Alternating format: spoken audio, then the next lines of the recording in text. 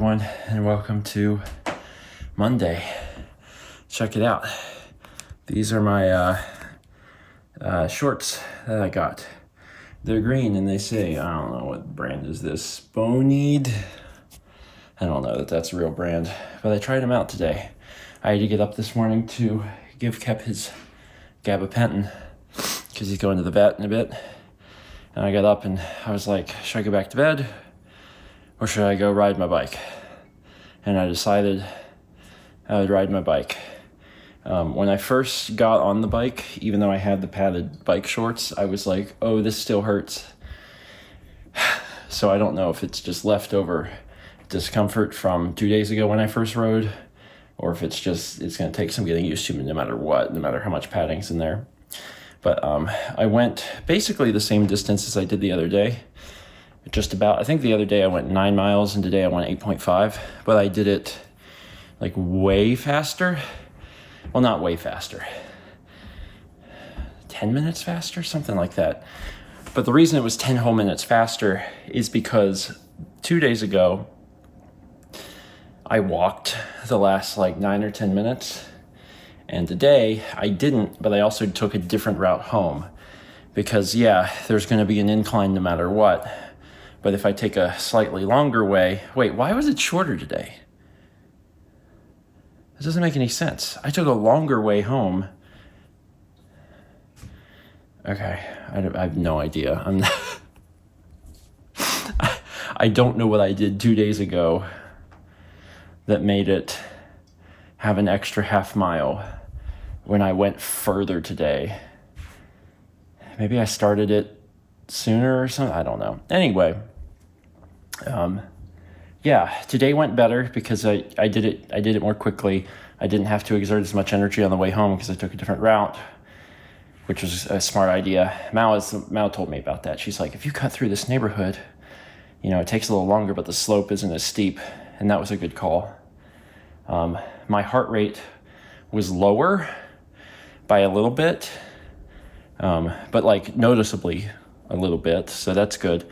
The big difference today is that I wasn't trying to keep up with Mao. Keeping up with Mao really forced me to really push myself. So today I got to go at my own pace, and that went a lot better. So now getting home, I don't feel like I'm dying. My butt's not as sore, probably because of the padded shorts. So I would say that my second ride was pretty successful. Cool. Now I need to jump in the shower because we need to leave here in about 45 minutes. Kep is sitting in the sun. He is drugged. Ain't ya? Hey, bud. You got the drugs in you. Skipped his morning meal so he'd be hungry at the vet. If he's hungry at the vet, he's better at the vet because then he's more receptive to food and treats that they give him. Yeah. Okay. Shower. Hey, buddy. You ready to go home? Oh, he's always ready to go home. Vet appointment went well. Checked all of his stuff. He had some blood taken, and obviously we brought a urine sample.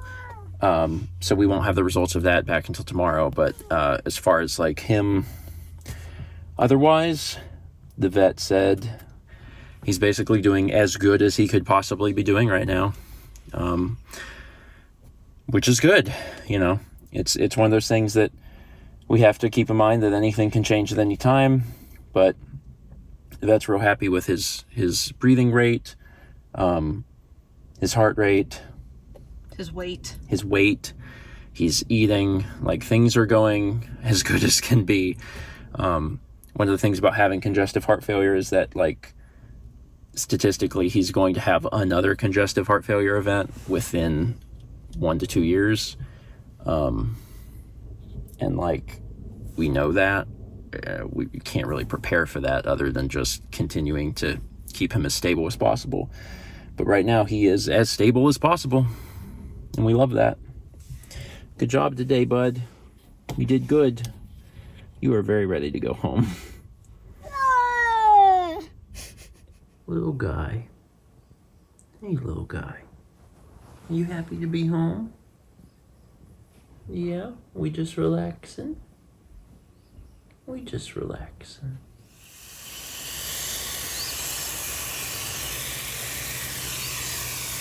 Man, some of this stuff is really growing. Everything is growing. Yeah, but like, it feels like you just... Oh, wow, these are like climbing up. Yep. Feels like we just planted this. But it's already really coming up. I mean, when was Garden Spring? I don't know. The problem with life in your 30s, I guess, is that everything kind of feels like it wasn't that long ago. In Garden Stream, I'm like, like a week? 2 weeks? But actually, it was probably more than 2 weeks ago. Look at this stuff now, man. This is so exciting. The garden is easily like one of the most exciting parts of the year. I really do mean that. It's fun. I can't wait until we can start eating stuff. Look at this precious little child. He just resting. He had a big day. He had a big day. Yeah, it always takes a little bit for the GABA to wear off. But he has eaten. The last time he was... Well, it wasn't the last time he was drugged, but 2 times ago when he had went to the cardiologist, he stopped eating, so that was concerning. But today he's already asked me for food. He asked me for food when I got back from my bike ride. Oh, yeah? Mm-hmm. Oh, yeah, so you went for a bike. So, yeah, just to kind of give a indication of like how much further ahead Mal is than me when it comes to bike riding, because she started in November. Yeah, November is when I got the bike. Today I went 8.5 miles in 52 minutes. And you went 19 miles in 86. Yeah. I did my fastest 10K today at 22 minutes something. Jesus. I mean, I'm proud of you. Thanks. Me and Mal were like comparing some of our stats. Like my average speed today was 9.6, but Mal's average speed was like 13.7. And I'm not even as good as the local Raleigh Bike Club yet, because they do... What's it called? I'm blanking on the name, but they have different levels for like, oh, if you're here, you're a B, and here you're an A. Yeah. And I'm like at C rank or D rank. So I'm not even fast enough yet. You're doing fine. I looked at how fast I was compared to Mal's starting times, like back in November. And Mal started riding and your average speed was around 7 something miles per hour. And it took about a month for Mal to go from 7 to like 9. And then another month or 2 from 9 to like 11. So I'm kind of curious if I can keep this up where I'll be in a month. Yeah, I mean, it's weird because like with running, it's your muscles and like your cardio fitness, right? Yeah. But with biking, you have other things that are at play, like you have your gears. Yeah. So it's hard to say what I would be doing if I was staying in the same gears because like my legs are getting stronger, so I'm in harder gears. Yeah. Like when I went out with you the other morning, the first time you went out, yeah, I was in some of the hardest gears because I was like trying to go slow to stay with you. So I was working my leg muscles a lot that day. Yeah. And I was definitely not as fast as I would have been if I would have been by myself. Yeah. So I could tell that because I was watching you pedal and I was like, man, the rate. Yeah. It's really low. Yeah. I'm still getting used to the bike, obviously. But one thing I've learned is that so on the left side, it has like the 3 gears, and on the right side, it has the 8 gears. Mm-hmm. You have more gears than me, too. And I'm learning that I don't actually have 24 or whatever. I have like 3. Because when I'm in like 1 or 2, it has to be on like 5. Yeah, you can't cross chain. Yeah. So I just don't, it's not like, if it's like 20, it's not 24 things. Mm-hmm. There's really like 3. Mm-hmm. So it's kind of a weird. It's more than 3. It's not really because like it's so fiddly that like when I'm on the 2, which is the comfortable one, that's what I'm usually at on the 2, On the other side, I have to be at 5. Because if I'm at 6, it won't do. Like the chain does the bad sound. And if I'm at 4, the chain does the bad sound.